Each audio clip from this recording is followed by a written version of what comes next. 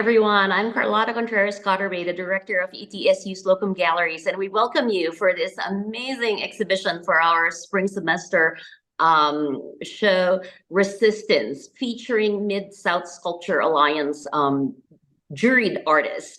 And we want to thank our partner, of course, MSA, for this exhibition. We also want to thank our host, the Department of Art and Design here at ETSU, our Murray B. Martin School of the Arts, and the Tennessee Arts Commission for their support, as well as Bravissima Women sponsoring the arts. We have our chair, Dr. Chao Huang, to give us a brief welcome to everyone. Hello, good evening. My name is Chao Huang, and I serve as chair of the Department of Art and Design at ETSU. It's my pleasure to introduce our juror, Mr. Michael Dickins, as well as the artists who honor us with their presence and their work in this national art exhibition. Our galleries partner with the Mid-South Sculpture Alliance almost every year, to present this thematic exhibition. So now a few announcements for the upcoming panels, as I understand. Before that, I will say that if you are in the YouTube channel and you're watching a live, please say hello in the chat so I know that you guys are here. Thank you. Thank you, Tao. Letitia, would you like to do the announcement for MSA before we introduce our first speaker, Juror? Certainly. Hi, my name is Letitia Bahuyo. I have the honor of being part of the Online Panels Committee, as well as serving as Vice President of the Board of Directors for MSA. Mid-South Sculpture Alliance creates so many different ways that we can have content and connect to be able to highlight our members, and exhibitions like this one are a main feature of that. And so thank you all to the curator, to Michael Dickins, as well as to Carlotta for hosting this exhibition, and to Tao for having us there. And so thank you so much for continuing to support Mid-South Sculpture Alliance, and to the artists both who are online with us today, as well as those who couldn't join. Being able to share your work in the gallery is tremendous. I wish I could see it myself, but that's also why we have online panels. I can't see this exhibition outside of these opportunities to have a digital viewing of it, and so this time is really special. Online Panels has some other upcoming things, so please, if you don't already, please follow the YouTube channel for MSA, subscribe, and you can see all of the past exhibitions as well as the other types of opportunities that we continue to share through Online Panels. In December, we had 2 features on graduate programs that are members, university members, and they get to describe and share about each of their opportunities that they provide for future students and emerging artists. Next up, for Mid-South Sculpture Alliance online panels is an FAQ on internships. We're going to have 4 different people participating in that to share about their internships on February 6th. It's going to be at 3 p.m. Central Time, and so to adjust like 4 p.m. Eastern and so forth. And so 3 p.m. Central Time on February 6th, please join us for an FAQ on internships. We're going to be talking about Aramont, Anderson Ranch, SLOS residencies and intern this summer, as well as Western North Carolina sculpture. And so you're going to be able to ask them questions and hear some more details about what they offer. And so with that, all the things that we continue to do within Mid-South Sculpture Alliance, one of the things that we obviously try to highlight is that overall network. And so you all being a part of this network is really special. So thank you for sharing today. Thank you, Letitia, and we thank the MSA leadership under our current president, Christine Overstay, Mike Barclay, our gallery exhibition committee, and Cassidy Fry for organizing this with Letitia. We thank you all, partners, and we, of course, want to give a very appreciative shout out to our curator and partner, juror, Michael Dickins, who has courageously selected this topic for us, and I think it's very relevant, and I think there's so much complexity and nuances that the art can illuminate and also provide platform for dialogue. Before I give and hand over the mic to Michael, I would like to introduce him. He's an interdisciplinary artist and director and chief curator of the Halsey Institute of Contemporary Art at the College of Charleston School of the Arts. Known for bold, thought-provoking work, Dickins has exhibited across the southeastern U.S. and in the cities of from Philadelphia and Denver to Istanbul and Berlin, with 2 appearances at Rehappening at Black Mountain College. Over 15 years, Michael has shaped innovative gallery programs, producing more than 45 exhibitions and public art projects that bridge disciplines and spark conversation. His curatorial vision has been spotlighted at Atlanta Contemporary and the Emporium in Knoxville, Tennessee, and his expertise has been sought by Arts Memphis, South Arts, Artsfield, Apex Art, Erie, and numerous collegiate exhibitions. A graduate of Georgia Southern University, BFA, and he received his MFA from Goddard College. Dickins is committed to art that challenges, engages, and connects communities, turning galleries into spaces of dialogue and discovery. Thank you, Michael, for giving us such a wonderful exhibition. And please share your thoughts about the show. Yeah, well, I appreciate it. Thank you for that introduction. But yeah, of course, thanks to Mid-South Sculpture Alliance, I've been a big fan of what they've done for a long time. So when I got the call from Mike and Barclay and Cassidy, I was honored to be part of it. I'm not a sculptor, which is great. I get to look at sculptures in a different light, but art is art is art, right? So when they asked me about a theme, this was in the fall, and I'm already thinking about resistance and what does that mean. But I'm also was working on a couple sculptural projects. I love kinetic sculpture and place-based sculpture. And so I'm thinking about how can we, I was really into political mindset, but how can we open this up to be not so overtly political? I think this probably changed in the past couple months. But yeah, resistance. Before I get into too much, I also, want to thank Carlotta, as always, such a workhorse, and, the ETSU, Slocum galleries. It's a great space, and I've always been a fan of your programming. So it was a great to get that combination with Mid-South and you guys as well. So thank you for everything you've done. And putting together the show. This is kind of one of the rare times I get the jury show and I don't have to lay out the exhibition and hang it, and I just get to choose the pieces. And I don't have to do all the exhibition design, which is a nice change of pace. But y'all did very well. The photos look amazing. I'm going to try to get up there. I'm just not sure if I can, but we'll try to make that happen. But let's go back to resistance. So kind of the blurb I put about this exhibition that I wrote for the curatorial statement is: resistance brings together artists exploring what it means to push back, physically, politically, and personally. Across the exhibition, resistance appears as a force in motion, energy applied against pressure, systems challenged through action, and bodies and materials responding to constraint. Some of the works in the show reflect resistance as a basic property of matter, visible in movement, tension, and kinetic exchange. There's also pieces that they look like they want to move and they're just frozen, right? They're resisting that urge to move. And so I really like that, the visual movement of some of the works. And other works address resistance as form of survival and refusal through protest, through care, through endurance, or the fight against illness or injustice.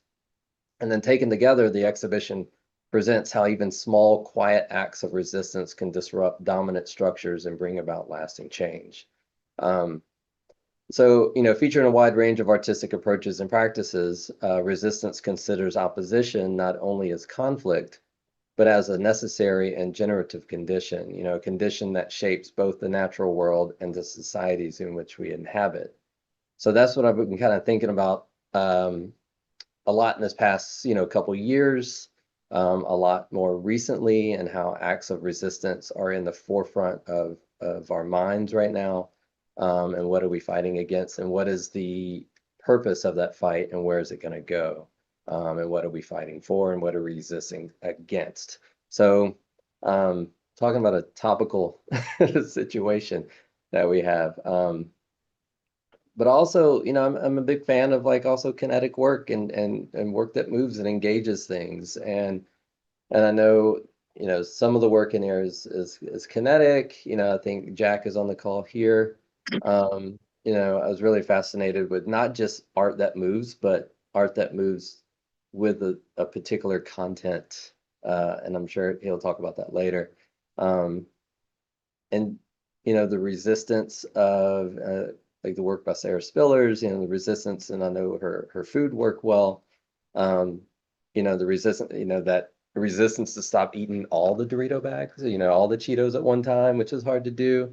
But then like with Luke Warren's work and, you know, some a little bit more subtly, you know, it's overtly political, but in a subtle way, you know, the melting kind of dripping assault rifles, right? And the kind of this machismo and you know, kind of what guns and gun violence, you know, presents in this society and how we melt those guns and make it softer, right?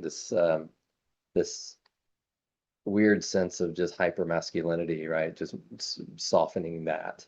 So resisting that urge to, you know, to be the bold, the brash, you know, hear me loud type of, you know, as a male sculptor making that statement, it was pretty profound too. Then, you know, there's a lot of works also, you know, talking about immigration and resisting, you know, the urge to, you know, stay put, right? And be safe, and like you go to safety. And so there's a lot of, I wanted to hit on a lot of different ways resistance, like how I'm thinking about resistance.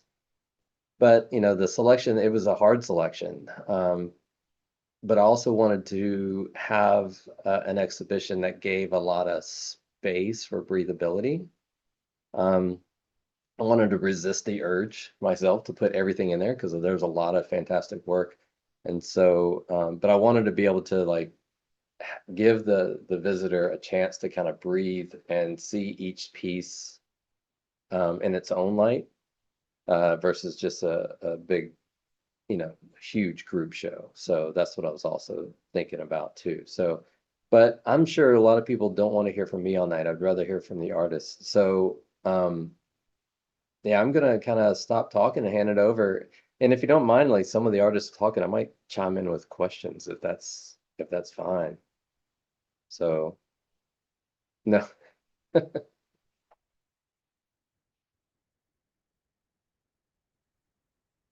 So Carlotta, you're muted.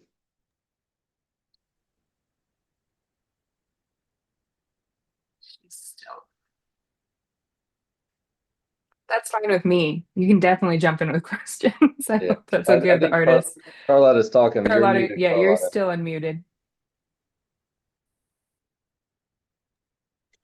Oh, thank you. Sorry about that. Yes, I just wanted to mention before we start the series of talks by our artists, there are 14 featured artists in this exhibition, and they are ranging from different states here in the Southeast. Also, it's a national juried show, so there are artists from different parts of the country that have submitted their works. The 14 selected ones are Jason Brown, Jarod Charzewski, Jack Eubanks, Veronica Ibargüengoitia, David Marquez, Chelsea Moulder, Janet Orselli, Melissa Sclafani, Suzanna Scott, Sarah Spillers, Sepideh, Dashti, Durant Thompson, and Luke Warren, as well as our former MSA president, the amazing Kristen Tordella-Williams. So half of them will be able to speak with you all about their art practices. And our first speaker is actually from Florida, Melissa Sclafani. She is a South Florida-based interdisciplinary artist and head of sculpture at Florida Atlantic University. Working at the intersection of post-minimalist sculpture, installation, and performance, Sclafani builds site-responsive works that examine how bodies are shaped and constrained by systemic pressures, white supremacy, capitalism, and patriarchy. Sclafani earned her MFA in sculpture and post-studio practices from the University of Colorado, Boulder, and the BFA from SUNY in New Paltz. They have received fellowships and grants from the Robert Rauschenberg Foundation for Contemporary Arts, the Puffin Foundation, Broward County Cultural Division, and they have completed residencies with Talking Dolls, Uncool Artist, Vermont Studio Center, Zozo Air, and Franconia Sculpture Park. Ladies and gentlemen, everybody, please welcome Melissa Sclafani. Melissa. Hello, how's everyone doing? Thank you for having me. Yes, I'm chiming in from my Sculpture 1 class right now at Florida Atlantic. So I was glad that my students could also participate in this chat with us. I have two pieces in this show. Should I talk about the work that's in the show and just kind of dive into that? Oh, Carlotta, you're muted. Okay, thank you. Thanks, Cassidy. So I have two pieces in this show. This is the first one. This is a diptych called Prick. The piece on the left is made of cactus spines. It says, "I've rendered you defenseless." And on the right, it's made of wool, and it says, "I'm not soft anymore." I think a lot about power dynamics, but also how material relates to what we're doing, what we're saying, the connotations that it has. It's interesting enough, my students are working on a found object sculpture right now. And I really tie together how material can either take or lose power based on its positioning. So with this piece, I was thinking a lot about that tension, specifically that we as humans have over plants, have over animals, have over our natural environment, but how we can translate that to other people, to other powers, and thinking about that hierarchy. Cassidy, can you go to the other one? And this actually is still from a performance, a video that I did while in residence at Carrizozo Artist in Residency in Carrizozo, New Mexico. And this is part of a larger body of work where I've been playing with, I always say I've been playing with the playground as really this site that's both a metaphor and a reality of where indoctrination kind of starts, and how power dynamics are put into place. This piece, fittingly, is titled "Resist Surrender." And so the whole video is me playing tug of war with an off-screen kind of entity. And so we never really know who that is, what that is. And so here I'm really thinking about who these power dynamics are, like who makes up all of these powers, these societal powers. You know, a lot of times they seem invisible, but they are still really strong. And so this is a video that plays on a consistent loop where it doesn't seem like there's a beginning or end. And I just consistently am fighting with whoever is on the other side.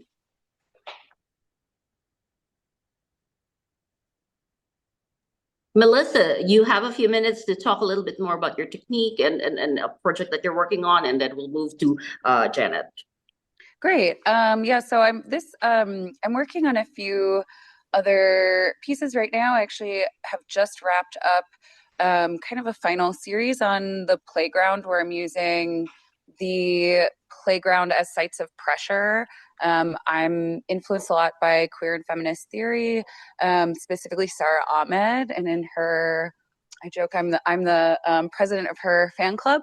In her book Queer Phenomenology, she talks about how systemic pressures force us into lines. And so I think a lot about this word pressure and how pressures come to be, the etymology of the word oppression, pressure, pressurizing, and how that can be visually in sculpture. And so this latest series I just finished plays with pressurizing three-dimensional playground equipment into flattened forms. And so that is what I am wrapping up now. Thank you, Melissa. And now from Florida, we go back to North Carolina. The person has resisted the weather and the storm. Janet Orselli is a multidisciplinary artist known for her sculptural assemblages and site-specific installations. Holding an MFA from Clemson University, Orselli has an extensive exhibition history, including solo shows at prestigious venues such as Oklahoma Harris Works of Art in New York City and the Gibbs Museum of Art in Charleston, South Carolina. She has also participated in numerous group exhibitions, both regionally and nationally, showcasing her diverse artistic practice. Orselli's accolades include a Polo Krasner Foundation Fellowship and a multiple grants from the North Carolina Arts Council. She has served as an artist in residence at the 701 Center for Contemporary Art in Columbia, South Carolina. Additionally, Orselli has taught drawing classes at institutions such as Spartanburg Community College and Converse College. Her innovative approach earned her a special grant to teach an installation class, resulting in a student-led installation in downtown Spartanburg, South Carolina. She lives and works in Columbus, North Carolina. Ladies and gentlemen, everyone, Janet Orselli. Hi. Hi, can you hear me? I'm hoping. Okay, great. Well, we're dealing with the snow right now, and I'm not at home, so this is interesting. But yeah, it's a great exhibition. I'm so glad to be part of it. I love the idea of resistance, especially during this time period when we're struggling with so much in the world and in our country to do with resistance. And if you could show the image of the work, I'll start with that. Is there a way to put that? There it is. It's called Crutchback. And it's interesting that I've done a lot of work in the past with crutches. To me, crutches really represent a form of resistance in that, you know, survival of choosing to be willing to be vulnerable, to find ways to heal, to use tools to survive. And this crutch actually was left behind when they closed the state hospital in Columbia, South Carolina. There was a lot of materials that were left behind in the state hospital buildings, and they invited artists from Columbia to come in and pick out things and take them to make art with. And I wasn't living in Columbia at that time, but I had a friend who picked out a pair of crutches and kept them in her studio for a long time, and then finally realized she was not going to use them, and she remembered that I used crutches in my work. So she called me up and offered them to me. And to me, the thought of at one time this being owned and used and by someone in a state hospital that was trying to heal, trying to get better, trying to survive, resisting the pressure of, you know, what it means to be mentally ill in this society. And the screwdriver handles, I think of those as tools, the same way the crutch is a tool of to, you know, get better, to make things, to create. And then the little tacks in the top of the knees are just, you know, that attempt to keep working and surviving.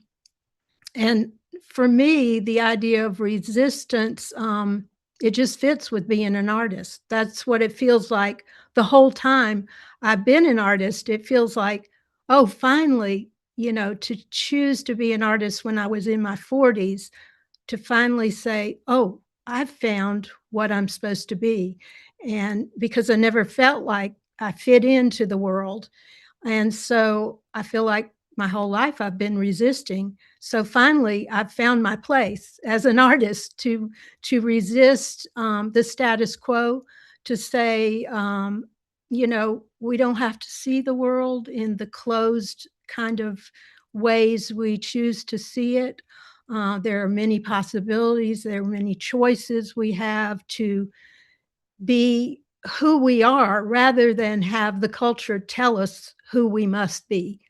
So that's what my work is about, is just that choice to try to get people out of the box of feeling they're controlled by a mass consciousness, by the outside that tells you, you know, you can't protest or you can't be who you are, you can't be different in any way.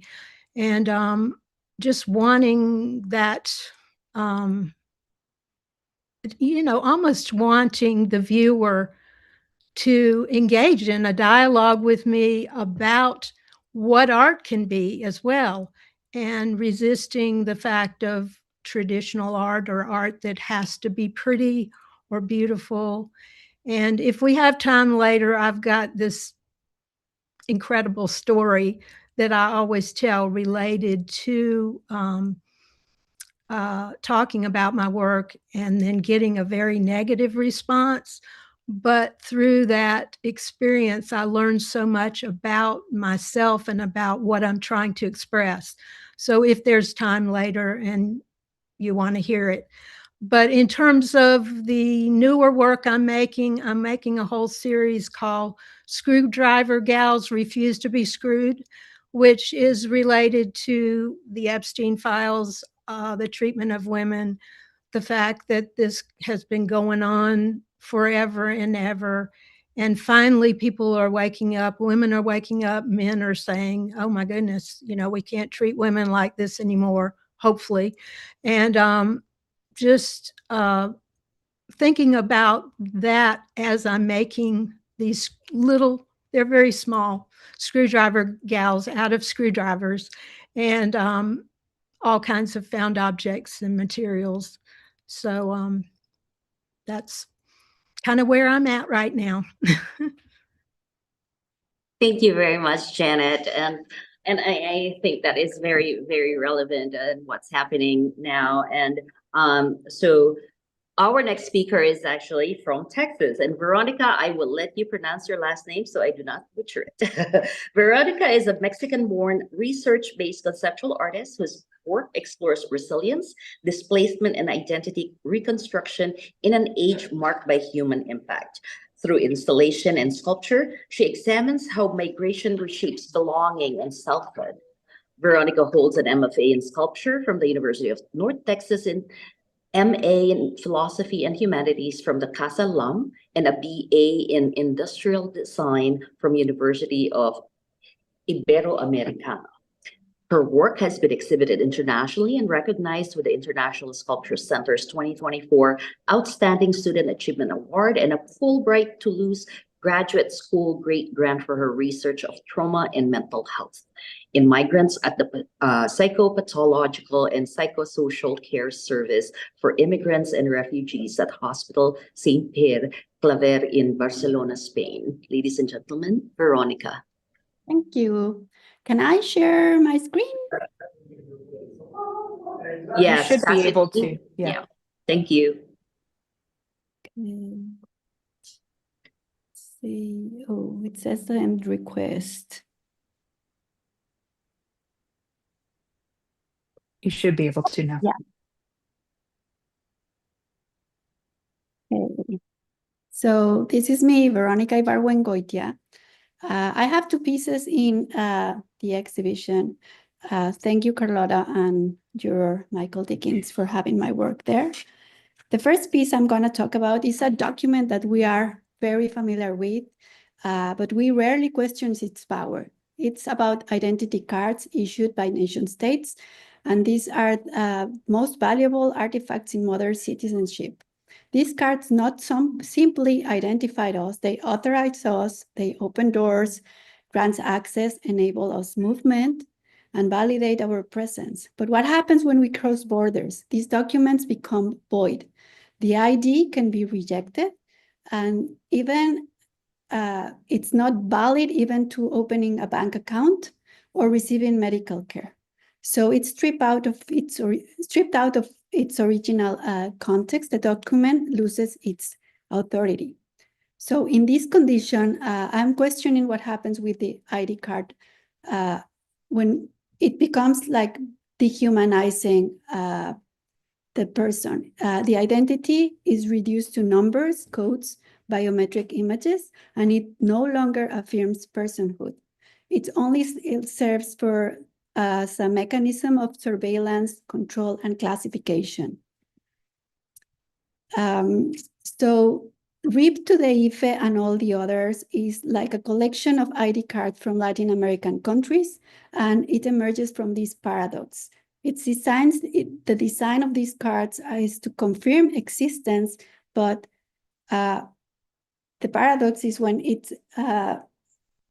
it's becoming the erasure when the displaced person is not recognized anymore. My second piece in the exhibition is a box. The piece is Fragile Shipment. And between November 2023 and April 2024, I sent this box in a deliberately repetitive circular route. I sent it from Denton, Texas to Houston and then to El Paso. From there, it crossed the international border to Ciudad Juárez, Mexico, passing through immigration and customs systems. And then it returned from Ciudad Juárez to El Paso, Texas, and then to Dallas, and finally back to me to Denton. I was mimicking what bodies or persons travel and face all the systems for immigration, but what I'm contrasting this, that for objects and boxes, it's so easy to have an efficient route, but when people is trying to move, it's not the same route. So the displaced bodies are navigating these borders, documents, surveillance, waiting, and returning. So with this work, I am accompanying and labeling it with handle with care, because with objects, they move freely, they move without undenied documentation, but with people, they are always subject to revisions, waiting, and they are taking away their personhood, and they face vulnerability embedded in this transit. So both of my works, I am contrasting what happens with the identity, who is acknowledging that identity, who administers that, how movement is controlled, and how the vulnerability is produced.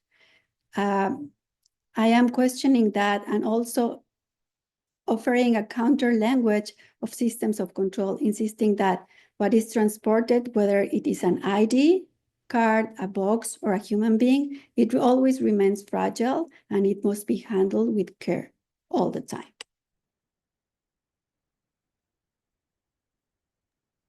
Thank you, Veronica. So from Texas, we are going back to Tennessee. We actually have two speakers from West Tennessee.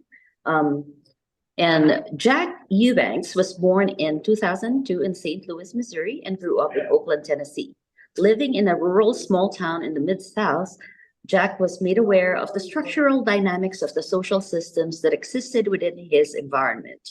In 2025, he received his BFA in Fine Art with a concentration in sculpture and a minor in art history from the University of Memphis.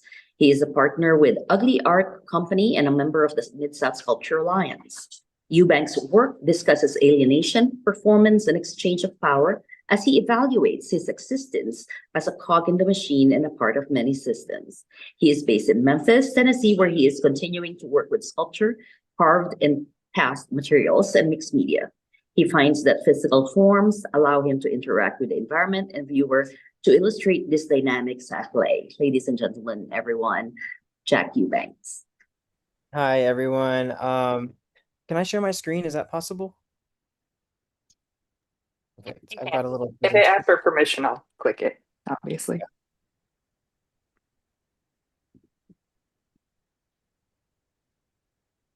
I'm logging in right now. Sorry about that, everyone. But in the meantime, I do want to thank all of y'all for allowing me on here and letting me be part of the show. Sorry, I'm still trying to troubleshoot this real quick. It's looking like it's not going to work.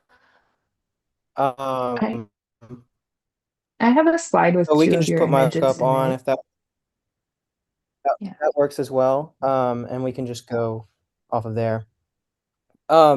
So these are two of my pieces that are in the show. On the left, we have the compulsion machine, which is a 7-foot tall cabinet where I wanted to create a feedback loop with the viewer upon interaction and turning of the crank. It towers over the viewer, designed for them to step onto this stool at the bottom and look into the view screen. There they are urged to, through text, to turn the crank, which turns the conveyor belt inside, with phrases urging them to continue cranking the crank, remain passive, and submit control to the machine. If they give up control and keep cranking, they will eventually be urged to stop engaging with the cycle, reminding them that they are the ones in control of their actions. I use this piece to react to the constant stream of dystopian headlines and captions I saw every day as I scrolled on Twitter, Instagram, my news apps, etc. This cycle of discouragement was overwhelming for me, and I wanted to examine that power I was giving my phone by continuing to doom scroll. I was reading lots of dystopian science fiction, which seemed like a perfect place to pull imagery from, so I used a lot of those mid-century computer designs to kind of influence this design of the box itself. I also thought about my times working in corporate warehouses where there's these exposed machinery and constant conveyor belts moving, as these managers were kind of perpetuating this authoritarian environment. So I had more images on my presentation. I'm sorry I can't show them, but I created this grid of text on the back that's on a conveyor belt that continues to scroll past as you're turning the crank, urging the viewer, disheartening them, etc. But hopefully the viewer recognizes through this language that it is oppressive, and they hopefully would recognize future language in headlines, captions, and commentary they seeing through that propaganda. I built this machine hastily and sloppily as well, and included a window on the back to see into this sloppy construction so the viewer can see how powerless this machine is without their engagement. The next one is the vitrine on the right that you see. That one I've titled Busy, Busy, Busy. And that one is a vitrine on a stand with a maze inside and a bunch of tiny little robots moving around inside that maze. So each robot actually is one of those little hex bug toys that buzzes around with a motor. And I've thought about micro robotics in my work before, taking inspiration from artists like David Bowen. And I wanted to kind of translate this idea of a time lapse of a crowd of people into a physical sculptural form. So I used these little robots, and I made a silicone casting that I cast foam in and put these little figures on each. So it's the same identical figure that's going around in this maze, just reincarnated a bunch of times. And so through this piece, I wanted to kind of examine this rising individualism and isolationism that I feel throughout my community, especially since COVID and as things get more and more divided in this country. How often people feel indifferent to each other, even just at the grocery store or walking down the street. Then I feel like people just pass by and do not say anything. So with this piece, then all of these robots do move around and buzz around in this maze together. And they really just keep on moving past each other frantically and continuously. The viewer approaches this piece as an observer, so they kind of look over it the same way a scientist would with their lab rats or a museum goer would with an artifact. And so I hope that this kind of examines these feelings of isolationism and individualism, like I said. That last piece is going to be that one with that cranking arm as well. It's going to be a separate image.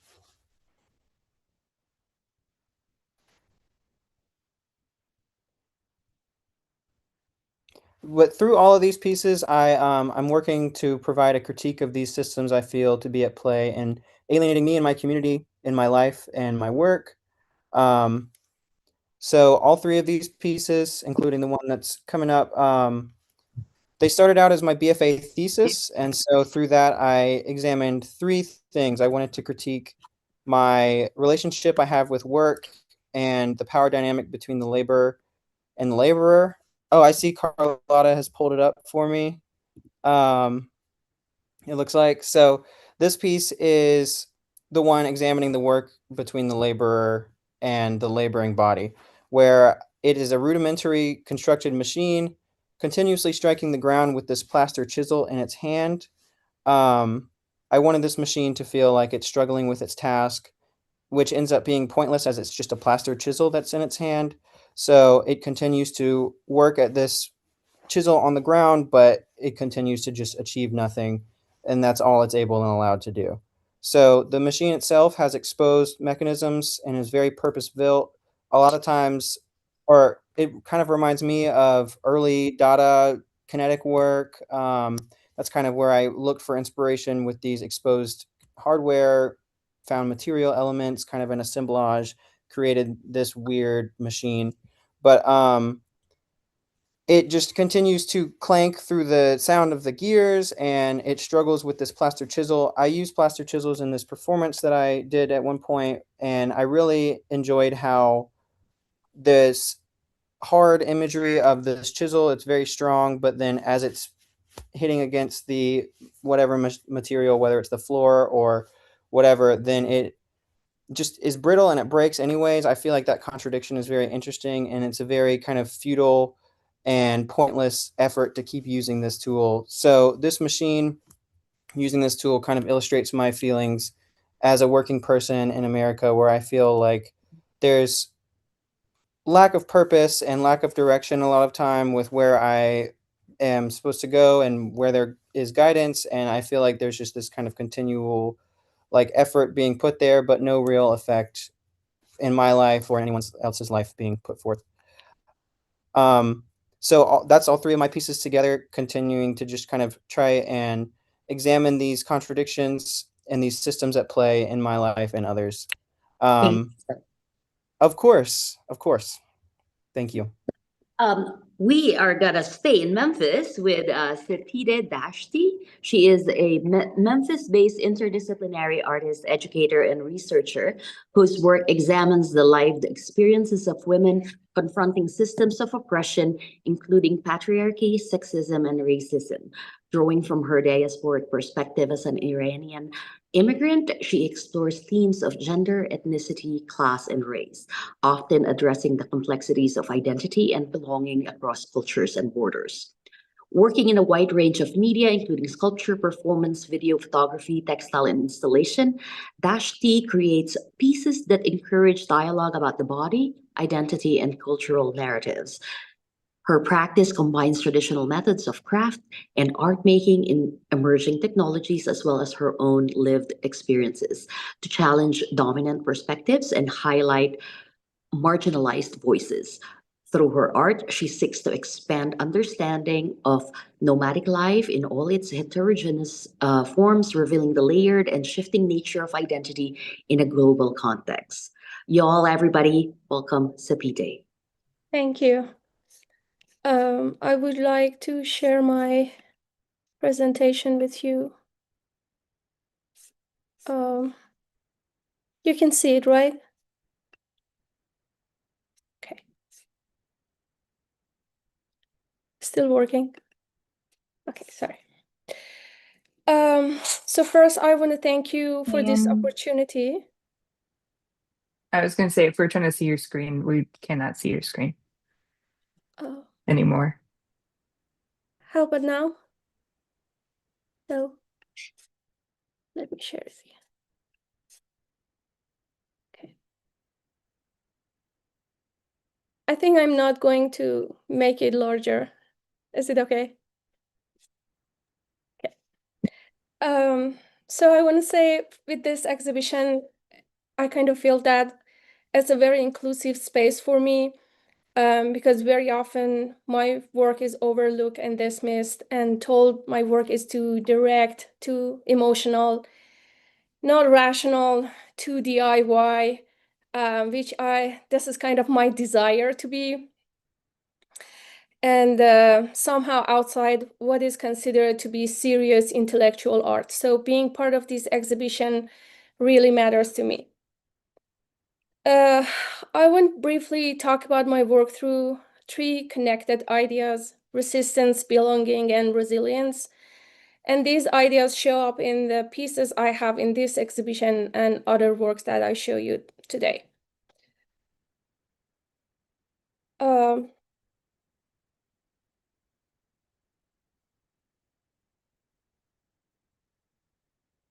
For me, resistance isn't an abstract idea. It is part of my everyday life. It is shaped by ongoing political violence in my homeland, Iran. Even I'm sitting here talking to you, the violence is happening.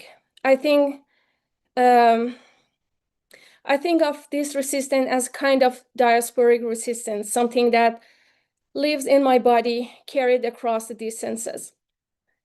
I try to connect this idea to everyday ways people in Iran resist the state violence,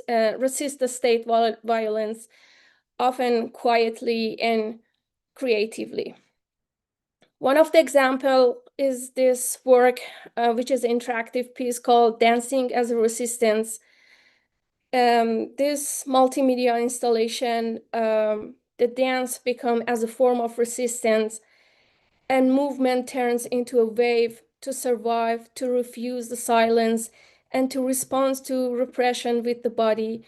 As you might know that dancing the female body in the public spaces are not allowed. And the audiences come to this piece, use the soft handmade switches, spin the silhouette body, and the drawing represent some of the public spaces. So they symbolically dancing the female body in the restricted spheres.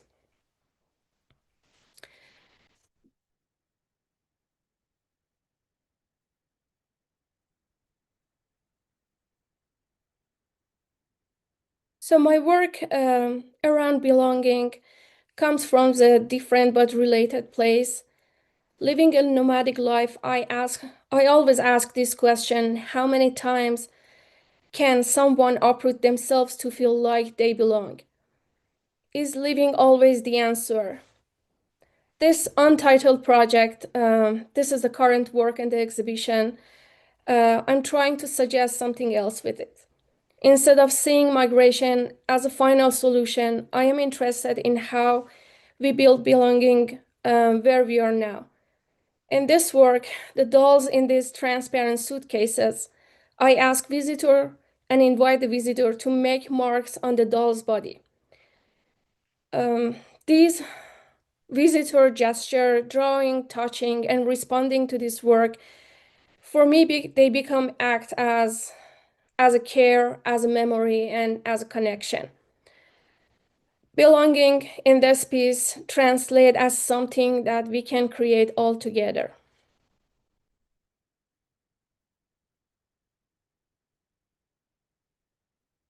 And I'm moving to the last work I'm showing today.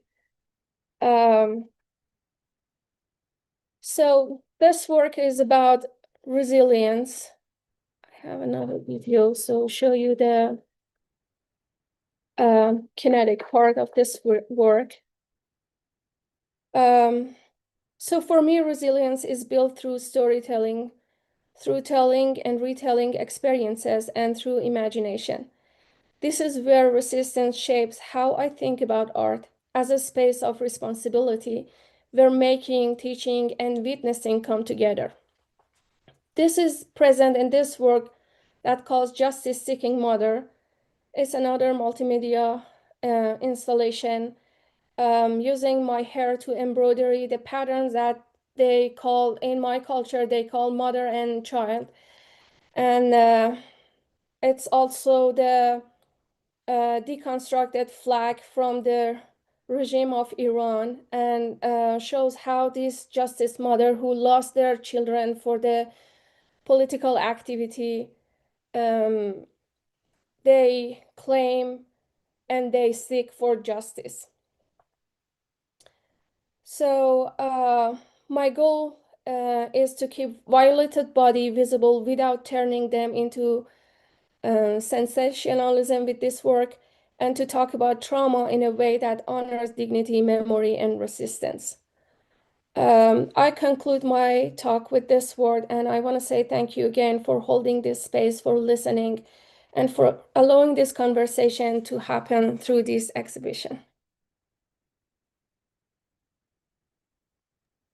Thank you, Sepideh. And we will gonna move eastward here in Tennessee. So our next speaker is Luke Warren is a multidisciplinary artist based in Tennessee. He earned his Bachelor of Science in Film, Television, and Digital Media from Texas Christian University and his MFA in Sculpture from Cranbrook Academy of Art. Warren's sculptural practice critiques traditional notions of masculinity, drawing on film, music, and performance to weave layered, culturally reflective narratives. Luke identifies as a contextician, a term he coined to describe himself as a technician of context. For Warren, meaning arises through the interplay between material space and conceptual framework. Each work's physical and theoretical context is essential to its interpretation, not supplemental. His process is rooted in research, craft, and conceptual rigor. He is currently the assistant professor of sculpture at Austin Peay State University in Clarksville, Tennessee. Y'all, please welcome Luke Warren. How's it going, everyone?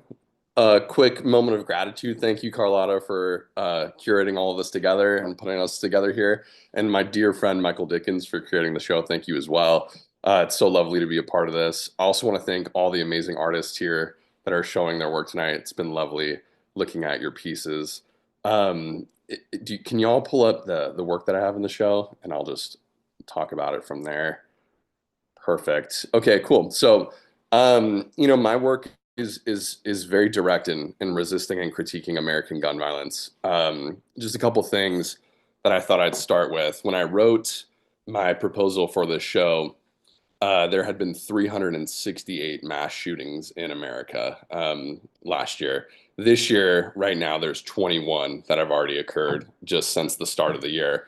Mass shootings, the information that I find from them is from the Gun Violence Archive, which the criteria for a mass shooting for them, which is the same as the FBI and different agencies, is 4 or more victims injured or killed within a single shooting minus the shooter. So this is a huge problem within this country. And it's something that I think there needs to be a lot of resistance to and discussion around as well. My goal as an artist and a creative practitioner, always, I like to just outright discuss it, is for safety for all, right? And especially children. Right now, in this country, children from the age of 1 to 14, adolescent age, the #1 cause of death for children in this country is gun violence, more than car accidents and more than cancer. It's a huge problem. When I was developing and showing this work, frequently I had a piece where I was tracking the American gun violence that was occurring over the course of a year. And during the tracking of it, frequently people would come up to me and say, how many years does this go back? Is this 5 years? Is this 10 years? And I would say, no, this is tracking from the last calendar year. And that was really, I think, eye-opening for a lot of people. And when I started to think about this notion of resistance, for me, it's resisting gun violence in all its form, but it's also I think it's really important to be extremely research-based. And for me, research is a way of resisting.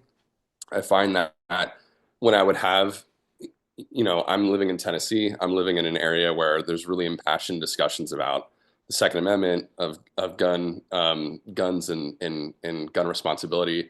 And for me, my conversations were always data and research-based to start a conversation with people to get towards a place of more safety for all, right? One big reference for me is Jennifer Carlson, who writes a number of books on gun violence in America. And in one book, she writes, the goal of my writing is not to make or discuss the legality of weapons in this country, right? She argues essentially that guns are here to stay, for better or worse, right? Which is challenging for me as someone who's very, I would say, very anti-gun.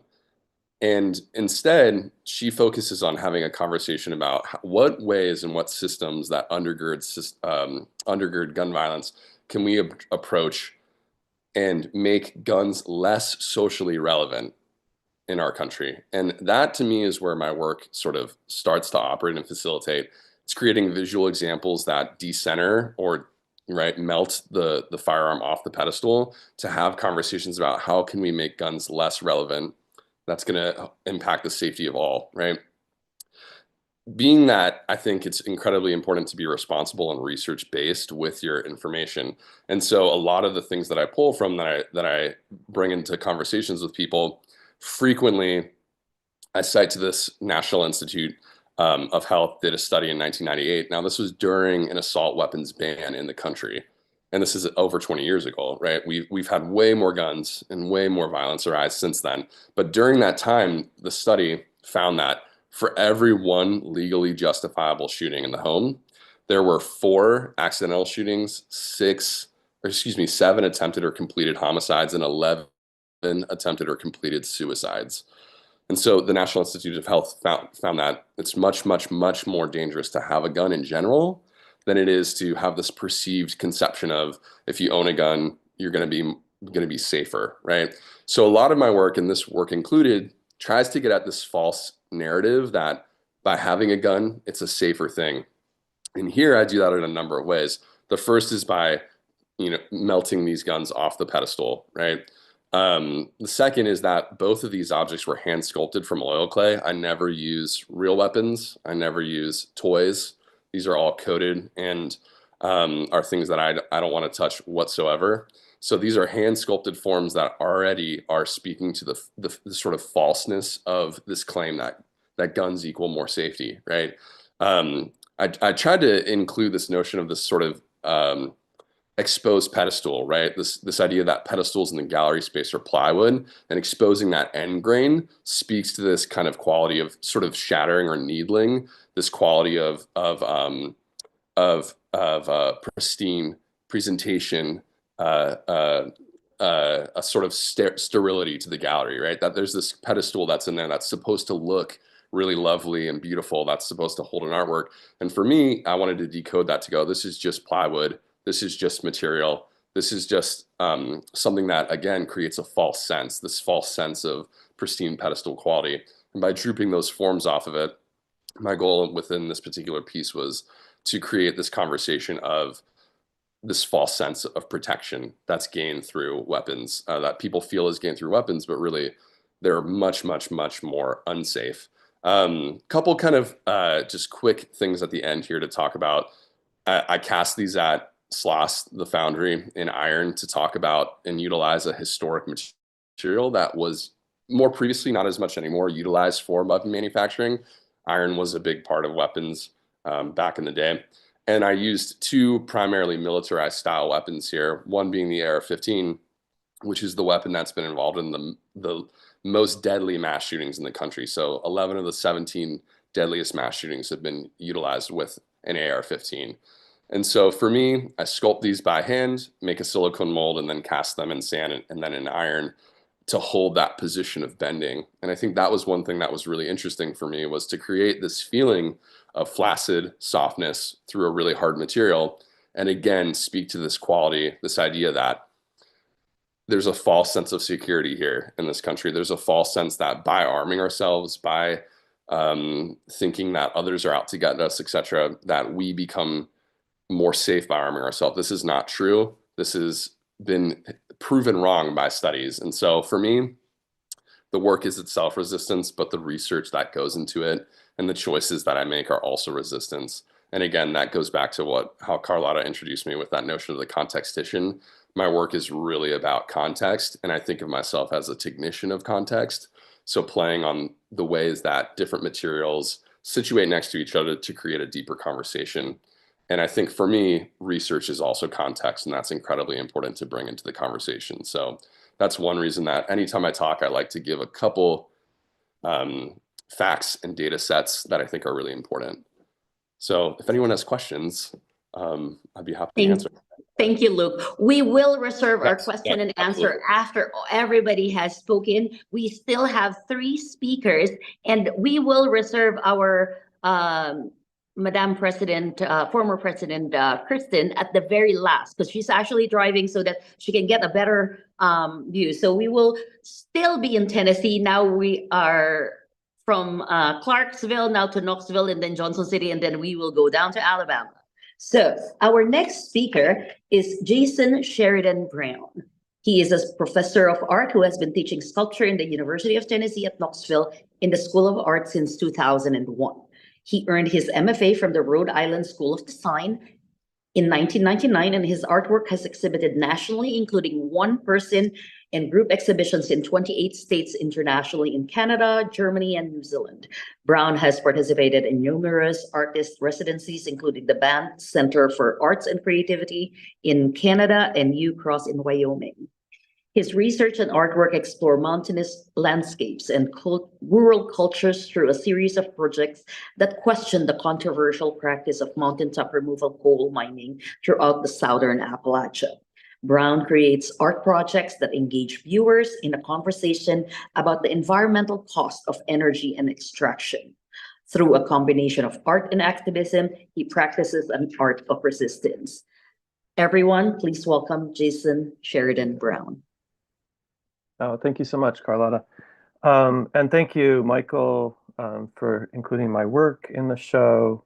Thank you to Cassidy, Letitia, and all my good people at MSA. It's really an honor to be part of this show, and I really appreciate all of the work that's been shared, and it's so great to see familiar faces and meet some new people. It's an honor to be included in this exhibition. I think I can share this screen. Is that there? So this is the work that's in the show. It's a German, it's titled with the German phrase Kartoffelfeld, which is basically translates to potato field. And it's a bit of a departure from some of my Southern Appalachian coal mining work, but it is inspired by coal mines. In particular, comes out of a story of a small village in West Germany called Lützerath. And in 2023, when I had the good fortune to be doing a residency in Germany in Hilms in Germany, it was part of a cast iron residency project. I was really intrigued with the story of this village because it was demolished earlier that year to make way for strip mine, a coal mine. And it was a strange or a surprising turn of events because Germany had for so long been leading green energy movements, and to make the decision in the interest of, quote, national security to demolish this entire village. And it also became sort of a symbolic focal point for a lot of climate activists. So there were encampments there for a couple of years, and it really became like this place for kind of a nexus point of resistance and really highlighting climate crisis issues. I don't have any coal included in this, but I cast potatoes, and this is a traditional German farmhouse that was 3D printed and then cast in iron along with these potatoes that I gathered from a farm stand down the road from where I was doing this residency. So the idea is that the farmhouse turned upside down, basically demolished and vacated and then left useless because the potatoes can no longer be eaten since they're now made of iron. So that's essentially the story behind this work. And I have, yeah, I'll be happy to take questions about this later. Thanks. Jason, you have a few more minutes. So you actually had other works in the submission. You can talk about your other works too. I think it's so important to talk about the environment right now and Sure. in this part of Appalachia. Please share more a little bit about your experiences. And recently you just got an award too, so congratulations. Oh, thanks. Thank you so much. So I'll just jump ahead to this piece, which is called Fly Rock, and it does have coal, raw coal, which I often use. This coal is from Eastern Kentucky, and I've been doing a lot of work in visiting coal mining sites in that area, and was actually just up near the Kentucky border last week doing some field research. I'm really interested in the impact that coal mining has on local communities, ecosystems, and oftentimes the ruinous effects of the industry and the extraction both of wealth and resources. And then the community that I was visiting last week, the mine is closed, the jobs are gone. and the toxins are completely, have destroyed the local watershed system. So this community is struggling with trying to find ways to continue to survive, but without the resources and support, because oftentimes the story is pretty common that coal mining companies do the sort of bare minimum of reclamation work and then leave the area, and the local communities are left with the health impact and the environmental impact. The term fly rock comes from the rock that is blasted or dynamited off the top of typically a mountain to get to a coal seam. And then often those rocks end up going down into the valley. These are actually plastic rocks with mirrored acrylic surfaces, and these sort of strange objects that I created, like little, I don't know, rocks on wooden stick legs. This project is at the Western North Carolina Sculpture Park near Lenoir, and I had an opportunity to do a cast iron residency, actually, with Kristen, who's going to be speaking next. So we were there in the summer of 2023 as part of the Iron Light residency. Fantastic, recommended to anyone. And this was a detail of a cast iron mountain created from sticks and branches that I gathered on site. Some of the work takes more geometric kind of forms. This is an abstracted mountainous landscape. It's about 5 feet by 4 feet in dimension. It's a wall-based work. And then this is a more recent piece that I have here in Knoxville. It was recently relocated from TriStar Arts at Candora Marble Building to a different location, but it's a large 2,000-pound chunk of Tennessee marble. And I've been using this material a lot because it's quarried locally where I live, and the impact on my immediate local landscape has been significant. So I'm really intrigued with that aspect of mining as well. How's that? Okay. Thank you, Jason. Yes, thank you. Thank you. We do have 5 to 7 minutes each. So it's like, you know, Okay. we want you to finish your presentation. We really would like to hear a lot about our artists. And I think this is a really good opportunity for everybody to really learn a little bit more about your practice. And also, we have 2 more speakers who are actually doing very good on time. So for those of you in the YouTube, and even our speakers in the Zoom, please prepare your questions, because after Kristen, so we will have Sarah and then Kristen, and then we will open it for question and answer after that. So we are still in Tennessee and we're back in Johnson City. Our next speaker is Sarah Spillers. She is an interdisciplinary artist from Nashville, Tennessee, currently pursuing her MFA in studio art at East Tennessee State University in Johnson City.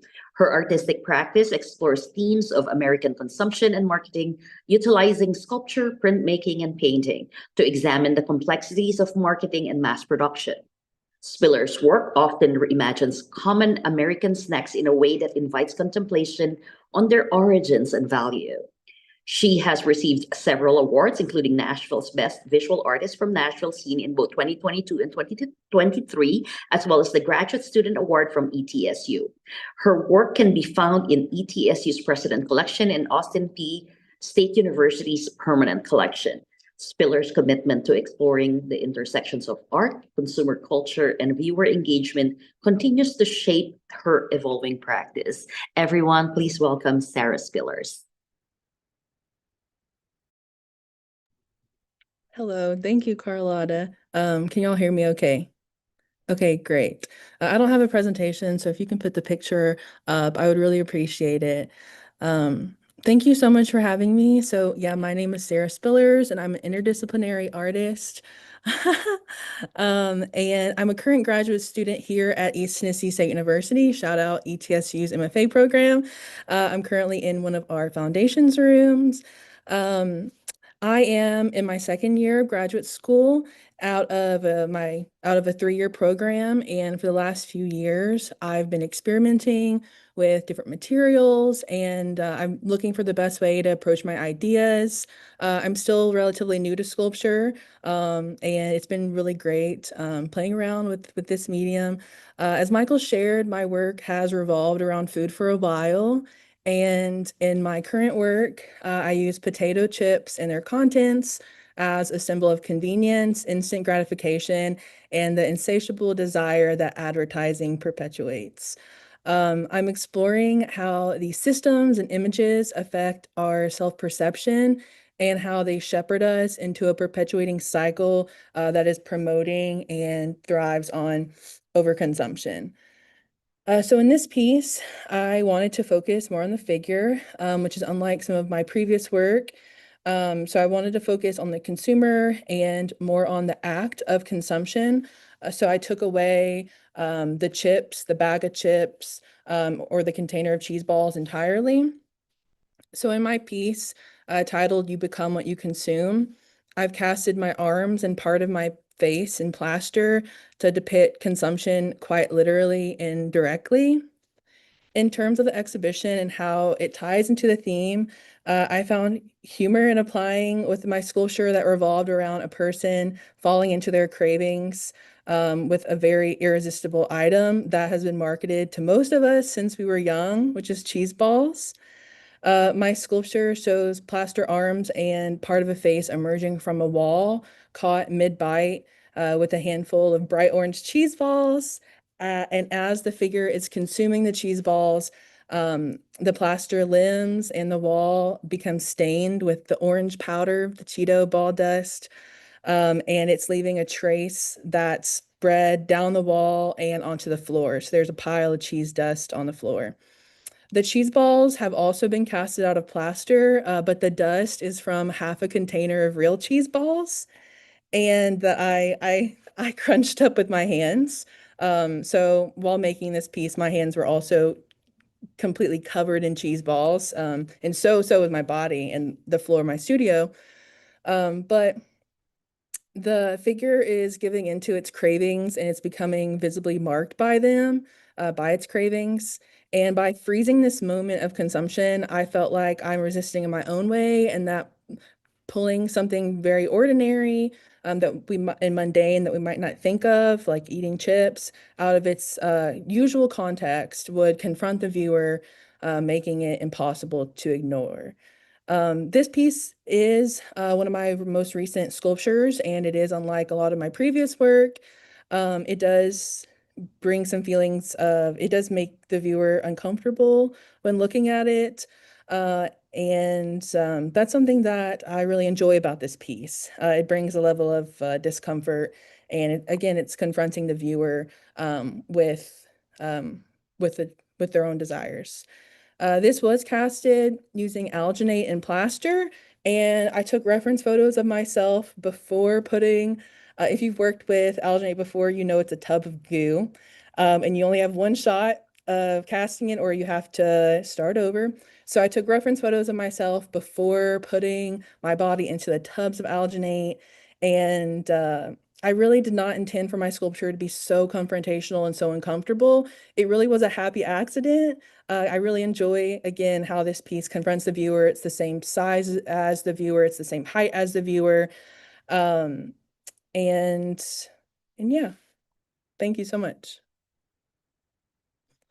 Thank you, Sarah. You have 1 more minute to talk a little bit more about your work, but yes, it's actually just really nice to have this opportunity because you can see the range of the membership of MSA, from graduate students to emerging artists to professors and established sculptors out there. So it's a thank you for sharing with us.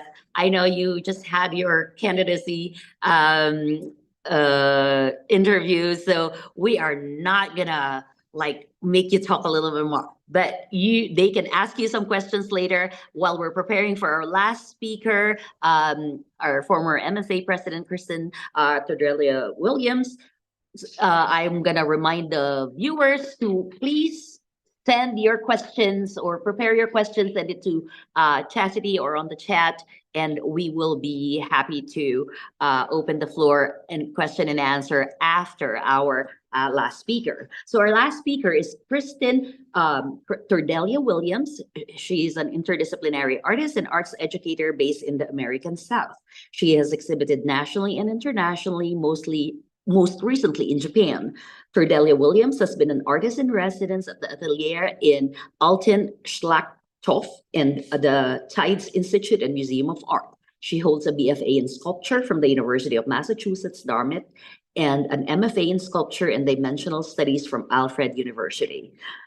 Kristen is currently an associate professor of sculpture in the Department of Art and Art History at Auburn University, and our most revered former president of MSA. Ladies and gentlemen, everyone. Also, Jason Brown was also a prior president before Kristen. Thank you, Leticia, for reminding me that. So we really appreciate the leadership that they have provided and the programs that they have initiated through MSA. I'm going to give the floor to our last speaker for the evening, Kristen Tordella-Williams. Thank you so much, Carlotta. Thank you for introducing me. And I was going to say that I'm not the only former president in this show. And I'm really grateful to be in the exhibition alongside all the artists today. And I apologize for being late. I was in a really exciting meeting for work. Yes, I am being honest. And I also would like to say thank you to Michael for including this work in the exhibition. And I'm really grateful that I'm going last because I was able to make it home so I could share my screen and show a little bit of this work. So hopefully you can see my screen. No, did it do it where it did a thing where, oh, can you see that? It's black. What if I can see like a video. Okay, yes, now we see it's a video. So the work that's in the exhibition is titled Void. It's an artist book. It's an edition of 2. And you can see here's a short video of flipping through the book. I work with artist books in some of my pieces. I find it an exciting form. It's a sculptural form, yet it's a paper art form as well. And it implies a narrative and a history. And this book is very close to my heart because it directly impacted my communities. And I lived in Jackson, Mississippi for about 7 years before I started my position at Auburn. And you may or may not know the case at the heart of overturning the Roe v. Wade decision. This healthcare clinic was in my neighborhood in Jackson, Mississippi. And so I would drive by it every day on my way to work. One of my close friends, Liz Egan, worked as a clinic escort. You can see them in these fantastic vests. And when the case was overturned, I had recently moved away from Jackson, but it just kind of still, it was a big impact, I think, on everyone nationwide. But it was so weird because it was part of like this neighborhood fabric where there would be protesters outside. It was a neighborhood full of just like regular people going about their business. And it had this like connection to every birth giving person in the US. So when it closed, it left this void. It left a void of healthcare. It left a void of access for many, not just in Mississippi and Alabama and other states that had trigger laws for abortion access. It left a huge void in that sense. And I wanted to address this in my work. I wasn't exactly sure how to go about this, but I invited my friend Liz to work with me, and we created a form. She was a clinic escort, and they also lost their community. They lost their community of activism, and they lost the ability to gather and to support the people who were accessing healthcare when the clinic closed. And we worked together. We put out a Google form through her contacts to everyone who was still in this. I think it was a Facebook group. I wasn't a part of the Facebook group. We invited their reflections on, just short reflections on the clinic closing. And then Liz, who's a creative writer, wove them into a codex that was more poetic and commemorated that community and the changes that had happened and the void and erasure of healthcare access for women in Mississippi, women and other people who this impacts. So this text, it's quiet now. The bullhorns are gone, but I'll give you $5,000 for that baby. Still rings in my ear when I walk by. Nothing to see here. White walls, Lux homeware. Who decides what a soul costs? How much for that armchair? Seagrass woven in the window. So there's these poetic remembrances of a community and also of the experience of loss. Not loss in the way that maybe some people would see it, but loss in the way of like when you walk through this neighborhood now, they've painted over the bright pink walls. They've taken the visual reminder away. So through this text, through this book, it's an edition of 2. I hope to commemorate and to provide an object of remembrance for that community and for us to remember that it wasn't always like this. There's a void now, but it doesn't have to be like this forever. In the book, I guess I don't have the photo in this presentation. I don't have a photo of what I sent for the gallery, but the paper in the book is handmade from my old bed sheets, and then in the black and the pieces of that have like the black puffers, we call them craters.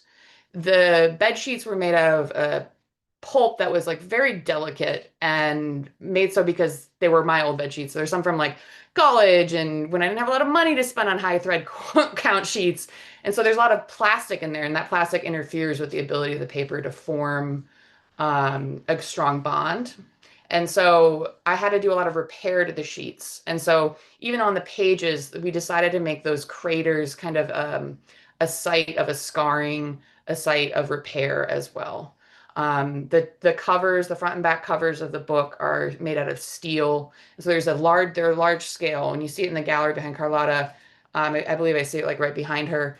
It's a pretty decent sized book. So when it's open, it's about 4 feet wide, and it's heavy, but it's also incredibly delicate. So all of these things reflect kind of the state of where we are in our country right now.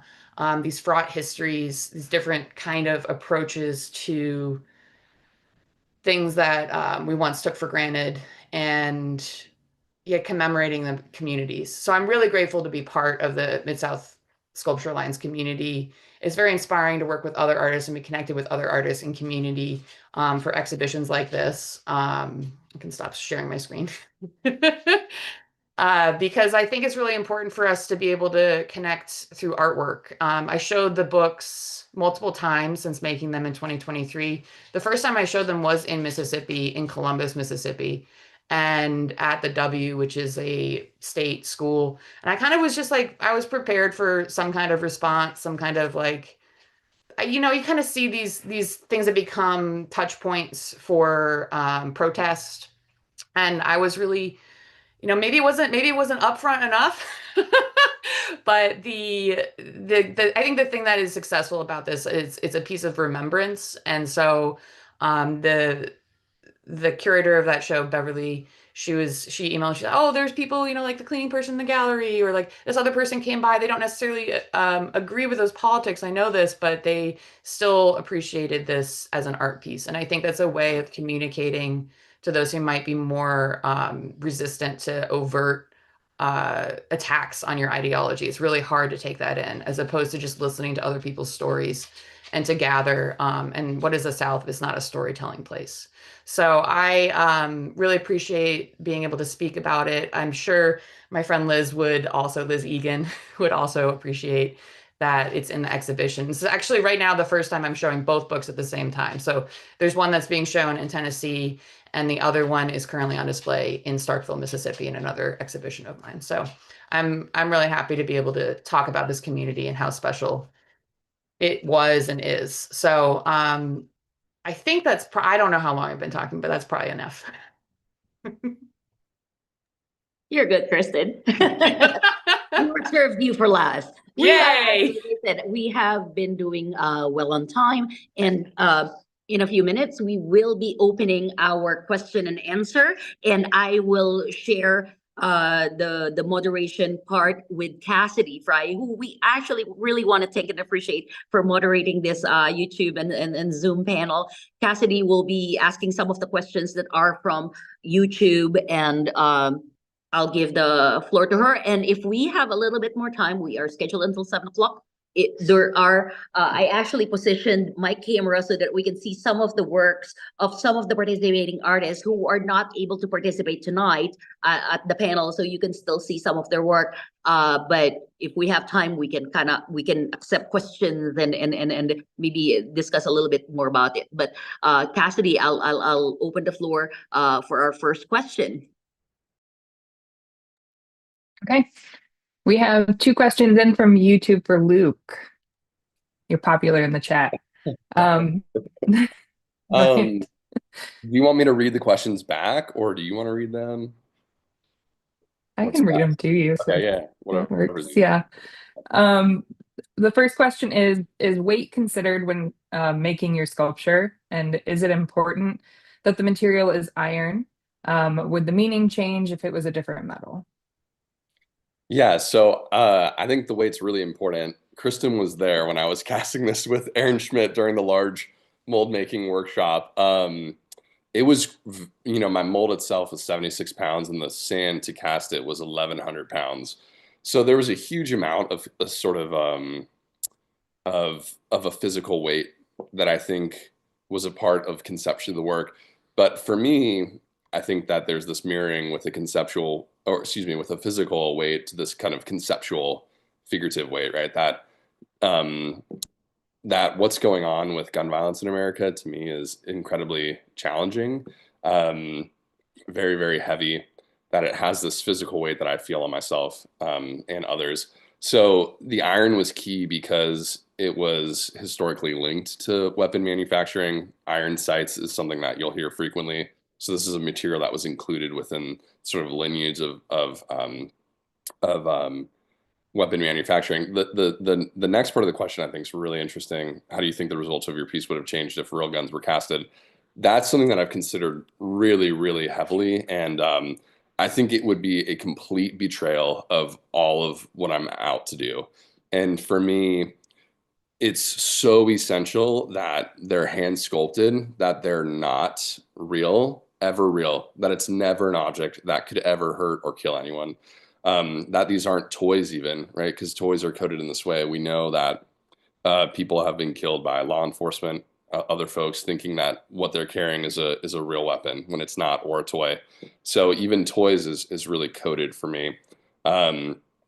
So real guns to me would be a huge betrayal of what I'm after. All of the work supposes and hinges on the fact that it's all about decentering. It's all about decentering weapons within American culture. And so to create a mold out of a real gun would be, in a way, I think, recentering firearms as an artistic piece, as an artistic artifact, that it's recentering in a way, but it's sort of repurposing this thing as an artifact, which I don't want to do at all. I want to make something that is referential and critical, but has absolutely no tie to firearms that actually kill people. So for me, it's all about the hand sculpted artifact. If it was a real gun, I think it would betray, 99, a huge amount of my conversation. So that's why I've always made them by hand and out of oil clay, which is a soft material as well. So there you go. Thank you, Luke. So that answered both the questions from YouTube, and that's all that we have right now in the YouTube chat. Are there any questions from any of the other artists? Or Michael, did you have questions? You mentioned in the beginning that you may. I have lots of questions. I just want to keep the conversation going, and learning. I saw, of course, I saw the work that y'all talked about, but also saw the other work that was submitted too, that for one reason or the other, wasn't selected for the show. And I've been very impressed with just the amount of research, the amount of care, the amount of dedication to the craft and what they're trying to say sculpturally. Yeah, the Mid-South group is really impressive, and you know it's fantastic. But you know, I'm sitting there looking, and I didn't mention this earlier, and I think one of the things that came up for me with coming up with this theme for this exhibition of resistance, this piece here that just hangs in my office, it's an Amos Kennedy letterpress piece, and it's Rosa Parks, and it's all these words and text and words and text, and the thing that stands out is no. And I'm always just reminding myself about these little, it seems incremental, they seem small, these acts of resistance, and how they can really perpetuate into like really this societal change. And so that's what I've been thinking about a lot, like the ripples in a pond, right? You know, we think about a little rock, then where those ripples go to, whether it be acts of resistance, or whether it be teaching someone, giving someone a hug, and how those ripples affect others. And so that's what I've been thinking about a lot. And a lot of this work, I'm thinking about different ways of resistance, like, but also like resistors and kinetic and sound and electronics, and you know, just everything we live with works on some sort of resistance. And so that's just been this word that's just been rattling around in my head for a long time. So I don't even know where this was going. I just wanted to make that statement because I keep seeing this like on my screen. I just wanted to point that out. But I know there's some questions coming in on YouTube. So Thank you, Michael. And I really appreciate you proposing the topic resistance, because I think in our social political situation we're in this country, there is a need for conversation and dialogue, and we may not have to, you know, do it at the tip of the barrel of a gun, but it's good to have a safe, inclusive platform like this, and I think it is all right to talk about civics and history and our society currently. And I think the art provides that opportunity for a creative conversation and a creative dialogue. Our next question is for Melissa. Cassidy, would you like to ask the question from YouTube for Melissa? Thank you. Sure, I can do that. So this one is about your video work. So how do you think about the video work within the sculpture exhibition, as well as the performative nature with materials? Yeah. Can y'all hear me? I have a weird mic set up in this. Okay, cool. Yeah, I think a lot about the body as an extension of sculpture, about performance as an extension of sculpture. I really see sculpture as four-dimensional. So not only my own body, but the viewer's body, a community, participants. And so my approach to sculpture really encompasses all of that, really with material at the forefront. So I think a lot about how my body can make the work, both physically in making the post-minimalist sculptures, but then my body performing these repetitive acts as performance, as sculpture. There's like a part of my practice that has to do with art and athleticism, and so like what we need to make physical sculpture is like can at times be intense, and I translate that also in the intensity of like performance videos. Hope that answers that. Thank you, Melissa. Thank you. There were two questions. Cassidy, was that both for Melissa, or you were able to ask both? The next one is for general. So it's the range of. Wait, Melissa's still talking. Oh no, sorry. The video popped up on my thing. Too many windows open up right now. So the range of combinations of found objects, cast forms, and fabricated sculptures is inspiring. For the few of the artists who would welcome sharing, what does the process influence, or how does the process influence concept and vice versa? And we will open this to our participating artist speakers. So please unmute and share your thoughts. I can share my thoughts. Hopefully my dogs aren't too distracting. They're very upset with me for coming home right away and jumping on my computer. I love this question because for me, process and concept go hand in hand with my material choices. So I primarily work in paper making and iron casting, but these two things kind of like weave together, and I find it really interesting to push those things together. So for the book, like to think about what kind of text forms I wanted to implement, I made these stencils out of paper and sprinkled iron, kind of like glitter, iron dust like glitter onto the pages. I guess I skipped over this because I was like, whatever. So, and then the iron like bleeds into the paper. And so iron and bed sheets, for those like materials for me, they have like this really important physical bodily absence and presence. And there's this idea of like the iron was, and I rusted it into the pages. We rusted it. And so like there's like an exposure and a bleeding.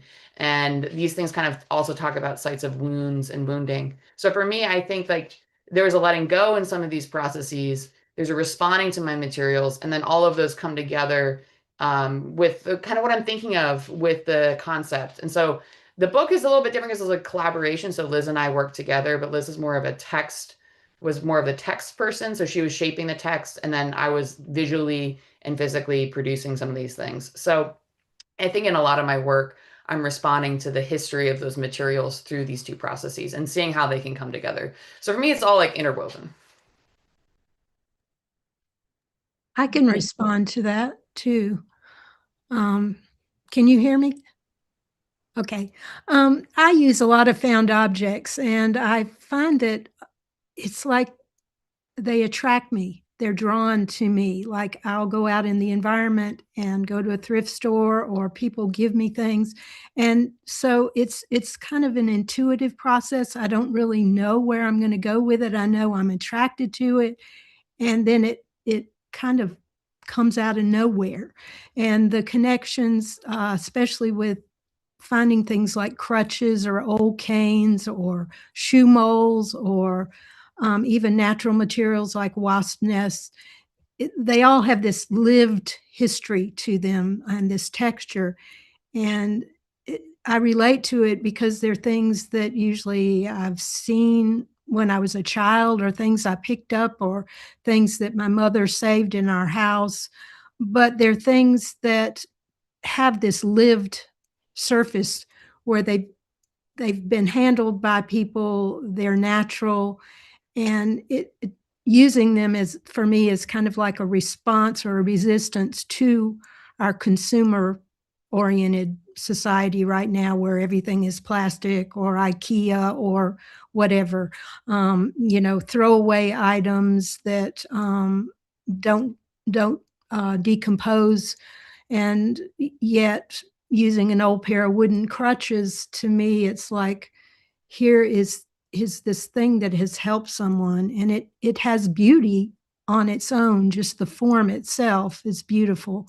So it's like a statement that becomes not from the start, just out of an attraction. It's like it pulls me to it. And so that's how it works for me. And it's a lovely process. I love it. I enjoy having these things in my house, not knowing really where they came from, but knowing that they've been handled, and some of them dearly loved by the people that own them. So that's what it is for me. I can respond as well. So for me, material and process, they are carriers of memory. So in the case of the ID cards, I'm thinking of erasure of identity. So the process, making, like etching these ID cards into marble, is like relating to the tomb slates, where you are just like making that presence of something that it's no longer here. They are useless now. They are not even for identifying anyone. So the material is really related to the concept. And in the case of the box, I usually work with non-precious materials. So what does it mean to ship an eggshell? Like as something that we discard, that it's trash.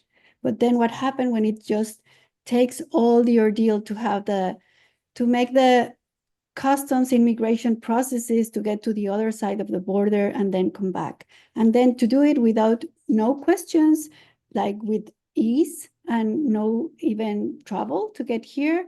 But that doesn't happen with a person. Like it's the complete opposite, and it's just a complete like absurd. When commodities get to us with just such an easy way, but then something that is so valuable, like it's a human being, it has to be the complete opposite thing. So materials are really important in my work.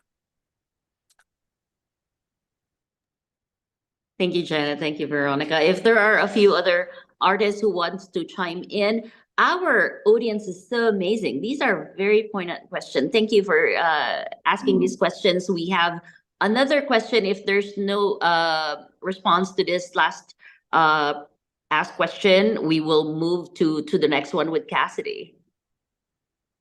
Yeah, so the next question is, since your art existed before the call of the show with a theme, did seeing the call open up a new view of these pieces with this term resistance in mind?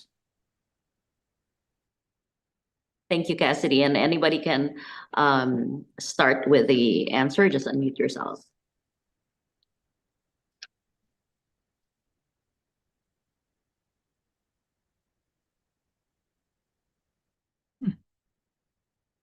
It certainly changed for me, especially when I wrote the artist statement.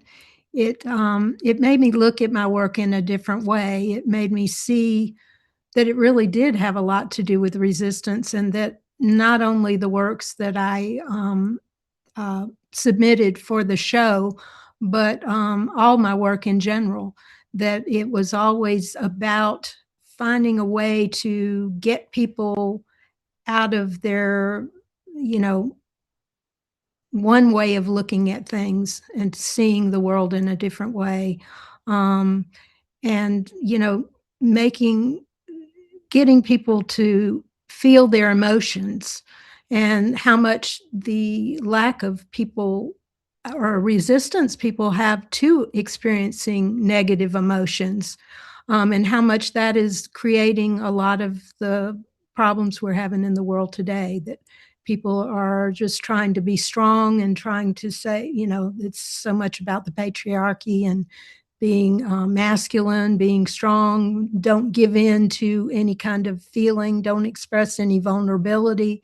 So seeing that resistance, it could go either way, but too much the resistance to expression of feeling, I think, is something that I try to bring out in my work to get people to open up and say, oh, I don't like that work, and think about it and say, okay, well, why don't I like it?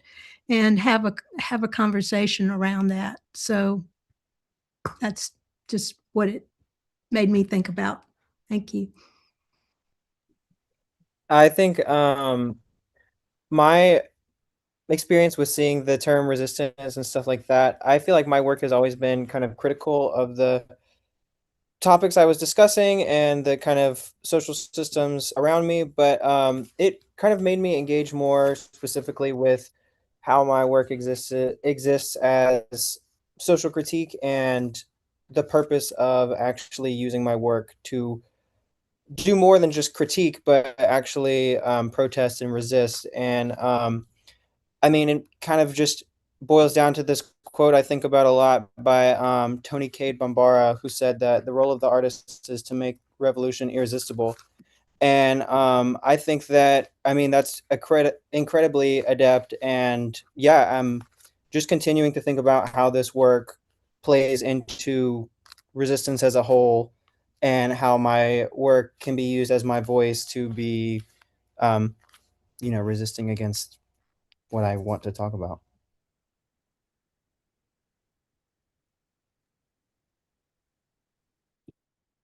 Thank you, Jack. Any more other artists who had some thoughts on that question? I just wanted to chime in real quick. I think one of the kind of great things about having discussions and panels like this is, even Michael, while you were talking about the print behind you, I was thinking of my own work and like the physicality of pushing and the resistance that happens from pushing cactus spines through paper or wool through paper. So even in this platform, not only just the call, but even here through this conversation, I'm able to think of different perspectives and different relations to my own work. So I just think this is like really opens up such a nice moment for all of us to think of our work in a new way. So thank you all for that.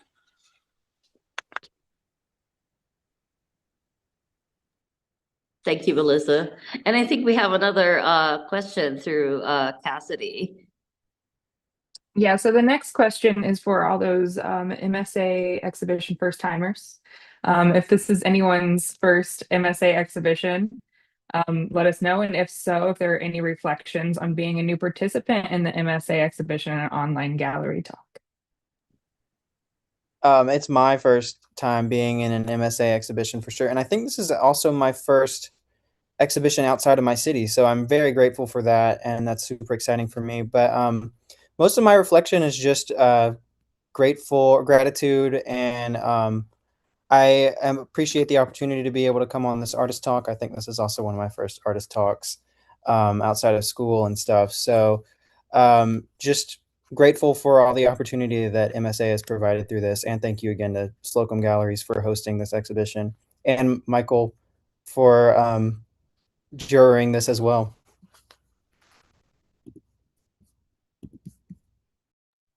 Anything that's a really good kind of promotional, shameless appreciation of our scholarships, because MSA has a very good student scholarship program where our members, fellow sculptors and benefactors support some of our budding artists, our emerging artists, our young artists who are coming up from the academia to start practicing in the real world and having that opportunity to go to the conferences and the confabs. I think that is a very important opportunity for y'all.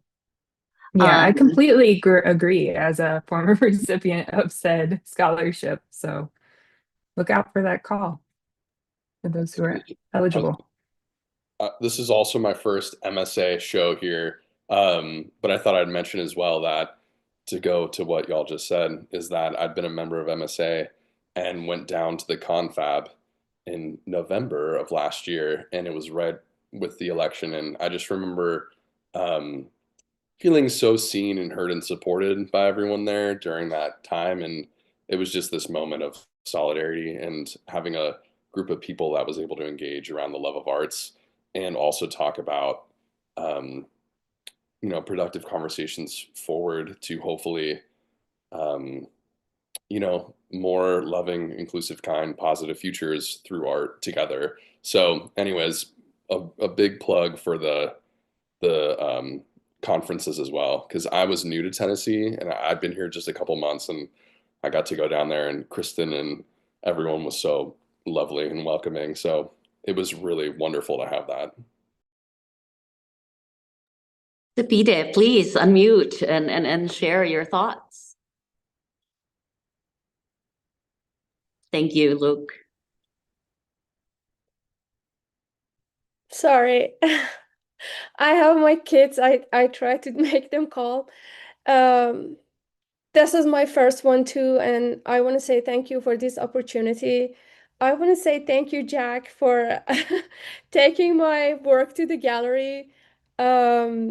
So I'm so honored and happy to be in this community. Thank you. I would just like to echo what Luke was saying. So I joined MSA when I was new to the South. I'm not from the South. I'm not from around here. But now I say y'all, and I have a community and a big part, thanks to MSA, of sculptors, because we're kind of weird. We need help. we have to lift heavy things, you know, and like our work can be unwieldy. And so joining MSA, this is a shameless plug. If you're not sure, if you're on the fence, if you're watching this YouTube, if you're a student, come to our conference, apply for our scholarships, apply for our shows. And really, you're like, as our previous president, who's not in the chat, would say, it's like, you're one of us. You know, you've come, you're one of us. Quote unquote Isaac Duncan. So he welcomed me, and so it's a real honor, Luke. Thank you for saying that. So I'm grateful to welcome those of y'all who are joining us now. Yes, this is, for me, this is my first exhibition through MSA, and so I'm excited about it. I haven't found a lot of opportunities really of this, you know, of a group show like this for sculpture. So this is a great chance and opportunity, and I look forward to coming back to the university there where I gave a talk back in 2012. So this is, you know, really cool to come back and be in a group show at this time. Thank you. And if I can, you know, chime in, I'm not a member of MSA, but you know, I've been in the Southeast for, you know, my entire career, and I've always thought is the Mid-South sculpture is the cool kids. And the reason is because the work is good, but the community was apparent, you know, looking from the outside, you know, because I never considered myself a sculptor. So, but now, you know, when I was at Austin P for 10, 11 years before taking this position at the Halsey Institute. And, you know, when Luke arrived a couple years ago, you know, he's like, who should I contact? I was like, you need to get in touch with it, you know, Mid-South Sculpture Alliance. And then some of the people I knew of and the artists that I knew of, you know, with Jason and John over at UTK and Letitia, I know we've been connected through social media, but we've never met in person. But I'm like, she's always doing some cool things. So yeah, so when I was asked to be a juror for Mid-South Sculpture Alliance, I finally felt like I'm in. Like I'm in. So and even now in Charleston, you know, we're working on a kind of a low line project, kind of modeled after the High Line in New York. They're doing something, they broke ground. And I've been working with the president of the board, and he was talking to me about he wants to do some sculpture on the. I'm like, well, I've got connections. Let's work together and see what we can do on a rotation basis, you know. And it's like you can look at stuff like Mid-South Sculpture. They're right here. They're doing great work, incredible contemporary work.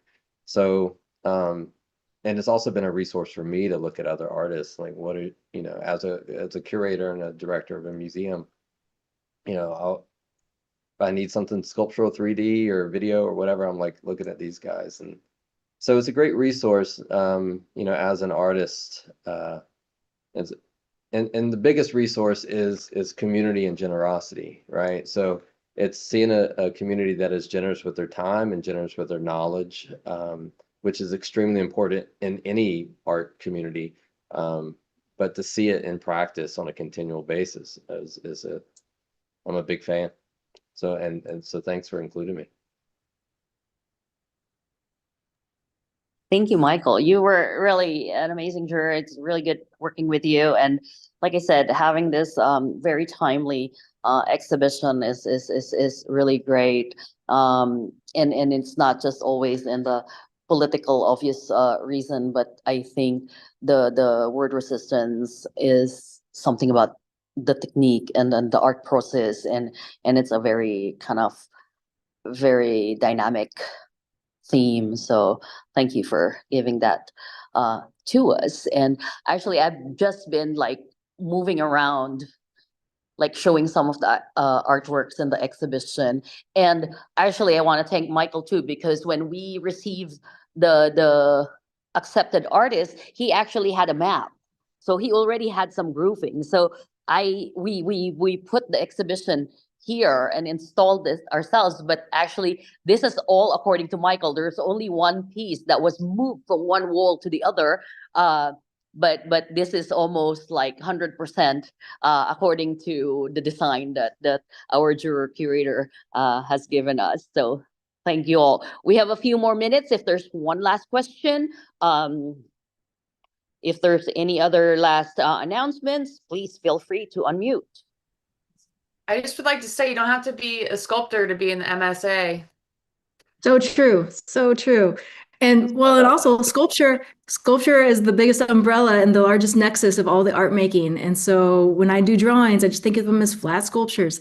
And I do fabric work, it just happens to be soft sculptures. And so we welcome all. I absolutely agree, Kristen. An announcement, and then to echo what Luke and Michael both mentioned as far as Confab. And so mark your calendars if you haven't already. Confab 2026 is going to be October 2nd and 3rd. So round out, so 1st through the 4th, just for a little bit more travel time, be able to join us over in Arkansas. And then also, Carlotta, would you be so kind? Can you change, I believe it might be on your Zoom, can you change the view so it's the whole screen and we can see all the peoples if that's possible, not just the speaker? Not that I don't mind, but I'd rather not just be me. I'd like to see everybody if possible. But this has been such an enlightening opportunity and conversation, especially given so much of our communities have been hit by snow and ice. And so we haven't necessarily been able to be together, even have the art receptions that we were meant to have. We wish that everybody could have joined us tonight because I know that not everybody could be here, as Carlotta's been doing a really beautiful job of helping show the other artworks by all of the artists, but especially making sure to feature the pieces that we couldn't hear from those artists. Check out the work online. And again, don't forget Confab 2026, October 1st through 4th. And just a little note, MSA has been around for 20 years. Its birthday is this year, started in 2006. So this is the 2-decade anniversary for MSA. So come and celebrate with us at Confab. And now that all of our faces are on here, if you all could send all the energy possible over to Carlotta for hosting us and to Tao for welcoming us over to ETSU. We really appreciate you being able to share your space and your gallery and be able to feature all of these amazing artworks. Thank you so much. Thank you for being here. Thank you, Tao, for making this